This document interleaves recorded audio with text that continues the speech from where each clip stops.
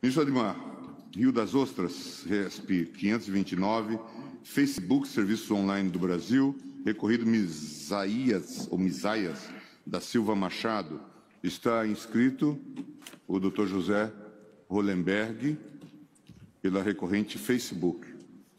Vossa Excelência dispensa o relatório? Sim, Excelência. Pode passar.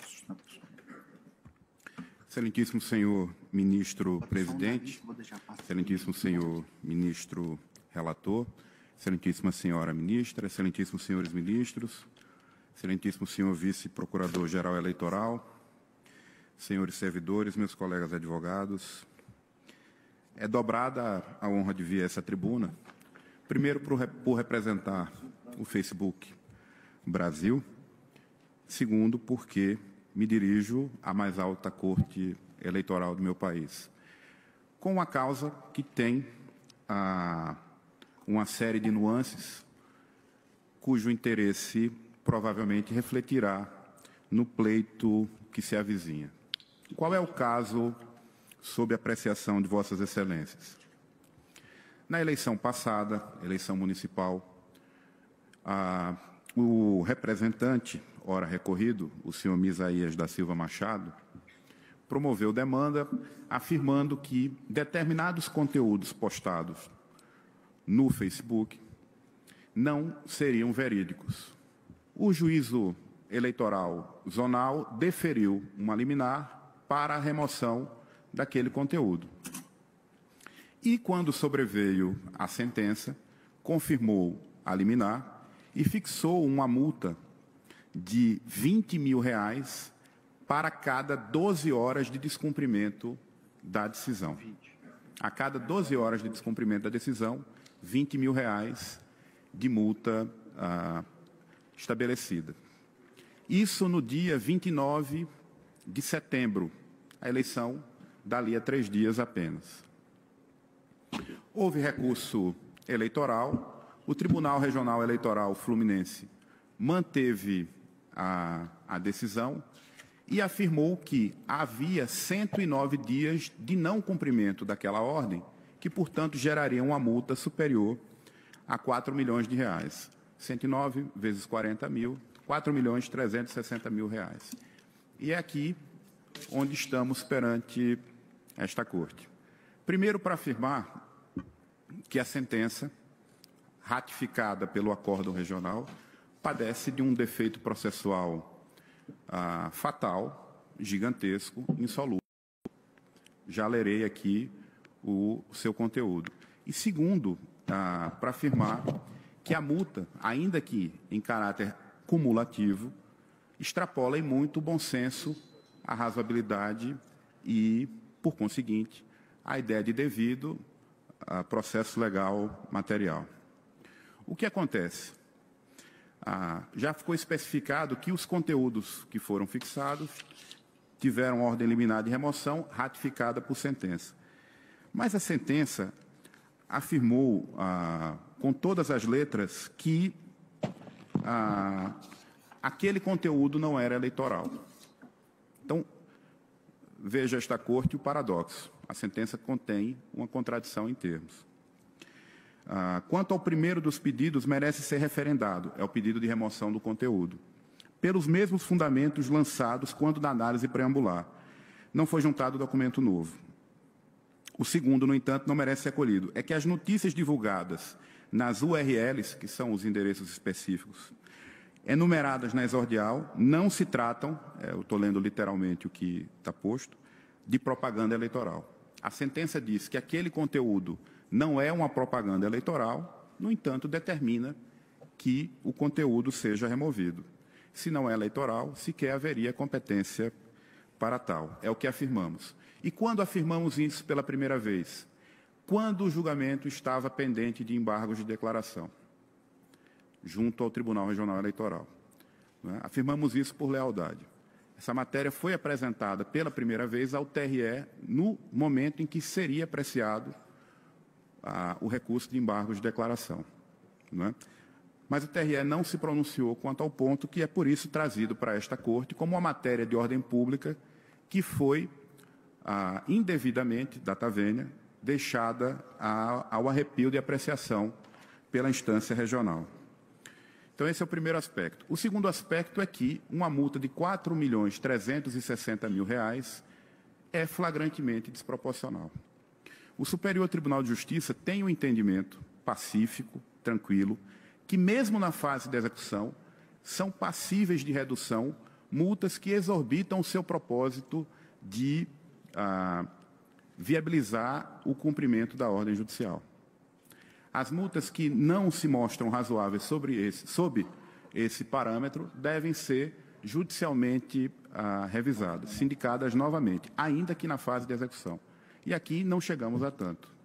Esse é o posicionamento do STJ para qualquer matéria, do fornecimento de medicamentos, que é um tema vital, a qualquer outro tema menos relevante. Aqui não se desconhece a necessidade de cumprimento, de implemento das ordens judiciais do Tribunal Superior Eleitoral. Mas aqui, por lapso, se custou a dar a de implemento ao comando. O Facebook não nega que tenha havido aqui uma demora no cumprimento da ordem e se penitencia por isso. Nós recebemos mais de 3.000 ordens judiciais. Apenas 20 estão nessa condição nesta Corte.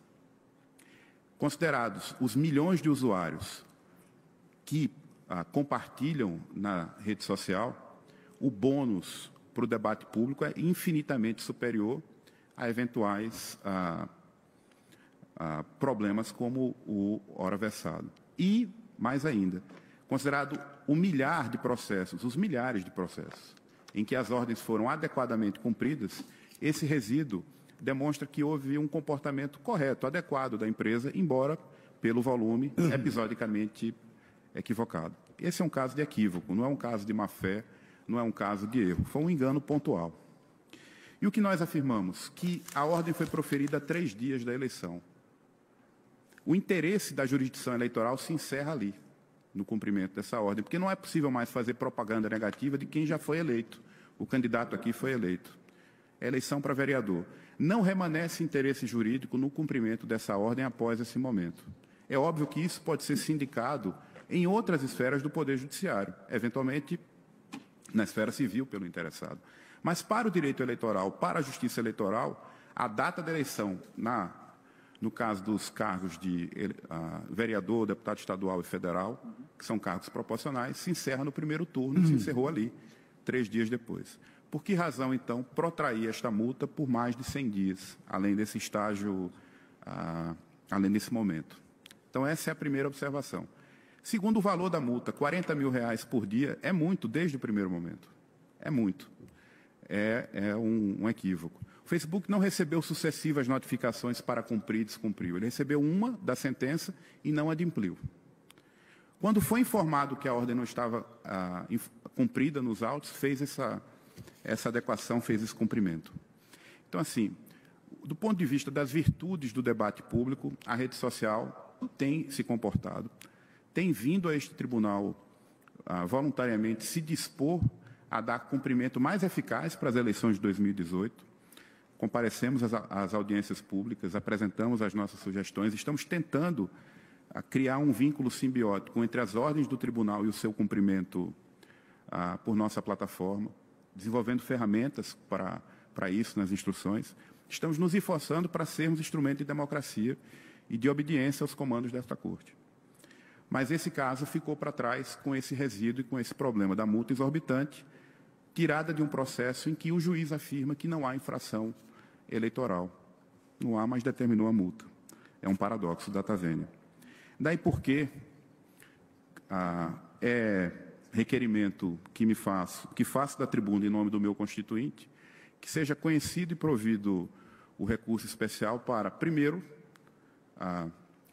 anular a decisão, porque proferida em contradição entre fundamento e dispositivo, mas que, se assim não for, que esta Corte, desde logo, diminua o valor da multa imputada, limitando-a substancialmente à data do pleito, ou, se assim não for, ainda em caráter sucessivo, que reduza o valor da multa diária para patamar adequado, é como pede respeitosamente agradecido pela atenção da Corte.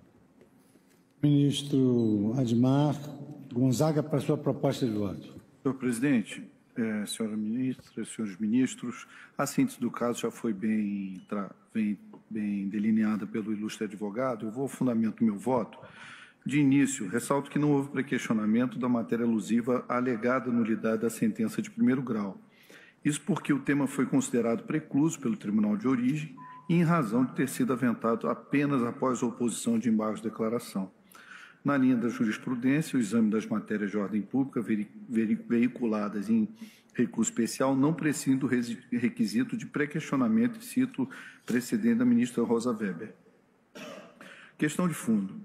De acordo com a jurisprudência do TSE, não há ofensa ao princípio da proporcionalidade quando a fixação das trentes leva em consideração as circunstâncias do caso, bem como a capacidade econômica da empresa, sendo certo que o montante da pena tornou-se elevado em decorrência da desídia da parte em cumprir a ordem judicial, precedente da eminente ministra Luciana Alossi, que cito em meu voto. Não obstante essa orientação, o magistrado deve velar pela proporcionalidade da multa combinatória, de acordo com as finalidades a que se destina, atuando de ofício ou requerimento da parte, mesmo que em momento posterior. A raciocínio das representações por propaganda irregular, aí incluídas as que veiculam fatos alusivos à ofensa ao artigo 57-D da Lei 9.504, é a proteção do processo eleitoral, por meio da tutela da igualdade de chances entre os players e da honra à imagem dos candidatos contra conteúdo ofensivo ou sabidamente inverídico. De igual forma, as ordens de remoção de conteúdo irregular, como restrições à liberdade de expressão, somente se legitimam quando visem a preservação da rigidez das eleições. A persistência da multa combinatória após a data da diplomação é medida desnecessária, porquanto não é mais indispensável para resguardar o fim legítimo, o telos a que se destina, a proteção do processo eleitoral, inadequada, pois não há mais coerência lógica entre a medida adotada e a finalidade pretendida. No caso, é incontroverso que a incidência da primeira astriente, à razão de R$20 mil a cada 12 horas de descumprimento, ocorreu em 29/9 de 2016, ou seja, 10 dias após a primeira decisão que determinou a remoção da postagem com o conteúdo irregular. Assim, considerando a data da diplomação dos eleitos, o cargo em disputa, vereador no caso, e os critérios antes delineados, o período de compra da multa combinatória corresponde ao interstício entre a data acima e o dia 19 de dezembro de 2016, ou seja, 162 incidências, 2 a cada dia, o que totaliza R$3.240.000.